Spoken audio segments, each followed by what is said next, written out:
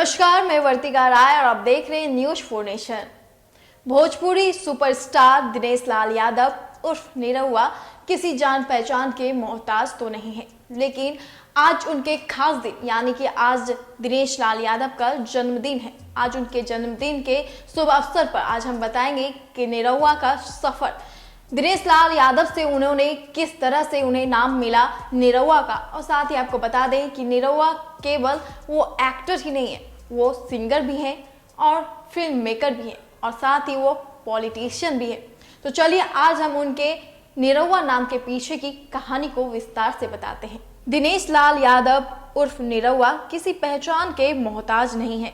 Bhojpuri industry में उनका बोलबाला है। वो सिर्फ एक्टर ही नहीं बल्कि सिंगर भी है। उन्होंने कई साल पहले एक गाना रिलीज किया था, निरहुआ सटल रहे, जो आज भी पॉपुलर है। क्या आप जानते हैं इस गाने के पीछे की कहानी क्या है? भोजपुरी फिल्म इंडस्ट्री का जाना माना नाम दिनेश लाल यादव ये सिर्फ एक्टर ही नहीं बल्कि सिंगर, फिल्म मेकर और पॉलिटिशियन भी है। निरहुआ को रियलिटी शो बिग बॉस के 6वें सीजन में भी देखा जा चुका है। बचपन में दिनेश का ज्यादातर समय अगरपाड़ा के बेलघोरिया में 4 नंबर रेलवे गेट में बीता, क्योंकि यहाँ उनके पिता एक फैक्ट्री में काम करते थे।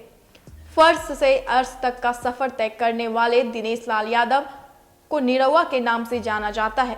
क्या आप जानते हैं कि ये नाम कैसे पड़ा? सिर्फ यही नहीं, उनका सबसे पॉपुलर गाना है निरहुआ सटल रहे। इस गाने के पीछे की कहानी बहुत ही मजेदार है। इसी सॉन्ग ने उन्हें रातों रात स्टार बना दिया। 2 फरवरी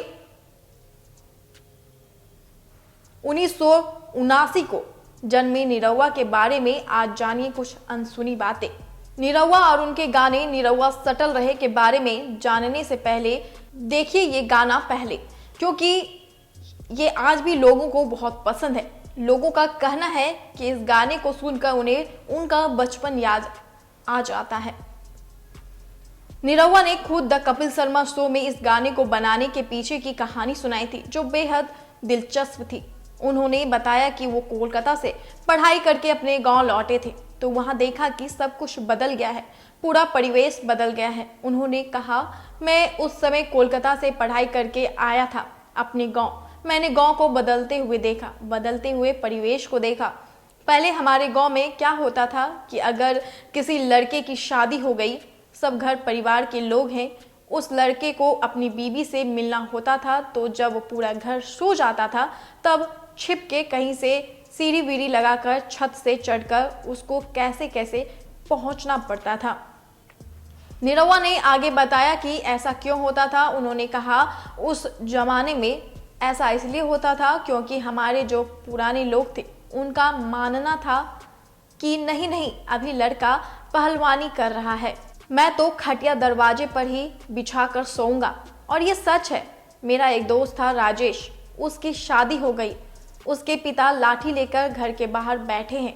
उसके बाद रात को हम लोग गए, उसके घर के पीछे सीढ़ी लगाए और उसको बोले कि चढ़ बेटा। जब तक वो चढ़ रहा था तब तक उसके पिता को शक हुआ और वो लाठी लेकर आ गए। वो तो छत पर पहुंच चुका था, लेकिन हमको और हमारे दूसरे दोस्त को दे लाठी जो मारा है, उसको बोले कि उतर। वो बोला, अब हम ना उतरब, कूद गया वो। निरहुआ आगे कहते हैं, ऐसे में उस समय ऐसा गाना होता था जो मेरे भैया गाते थे। सब लोगों को खाना पीना खिलाकर 9 बजे तक अपने अपने रूम में सबको सुला देना है, और कहीं ऐसा हो कि सबका इंतजार करने में मैं भी सो गया। यह तो था उस समय जब मैं 2003 में आया। पूरा परिवेश बदला हुआ था। जो लोग जुगाड़ लगाकर घर के पीछे से चढ़ते थे, अब नए लड़कों की शादी हो रही है तो वो घर में ही बैठकर खा रहे हैं, किसी से फर्क नहीं है। दोस्त लोग पूछ रहे हैं कि वो है कहाँ, तो पता चला उसकी शादी हो गई, घर में ही है, वो आ ही नहीं रहा है। मैंने कहा, ये तो बहुत बड़ा बदलाव आ गया समाज में। फिर मैंने ये गाना बनाया। दिनेश लाल यादव का नाम निरहुआ कैसे पड़ा, इस बारे में उन्होंने एक बार बताया था कि वो अपनी फिल्म चलत मुसाफिर मोल योरे में काम कर रहे थे। उस समय उनका एक एल्बम आया था जिसका नाम था निरहुआ नाम है। उस वक्त लोगों को लगा कि उनका असली नाम निरहुआ ही है।